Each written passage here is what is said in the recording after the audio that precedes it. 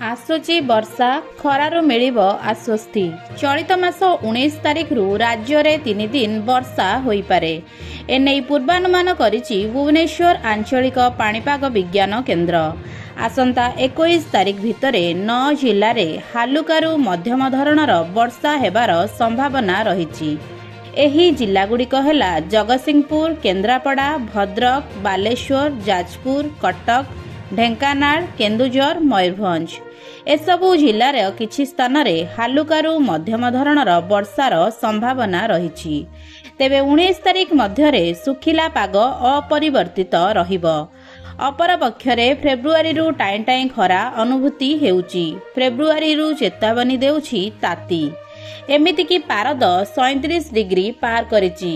एहाकु नै राज्यवासींक मध्यरे भाळेली मध्य पड़गलाणी। एबेठु जदि एते गरम तो मे जून रे अवस्था कौन हेबो ताकु नै राज्यवासी चिंतित रहिछंती। झारसुगुड़ारे बुधवार पारद तापमात्रा 37 डिग्री छुईथिबा बेले गतकाली 35 डेइथिला राजधानीर ताती। झारसुगुड़ारे 9टा-10टा बेलकु दाउ दाउ खरा हेउची। 12टा बाजू बाजू माड़ी आसुची ताती। गरम रे सिझी जाउची मुह। ताती एते बढ़िछि जे दिन गोटाए रे रास्ताघाट सुनसान।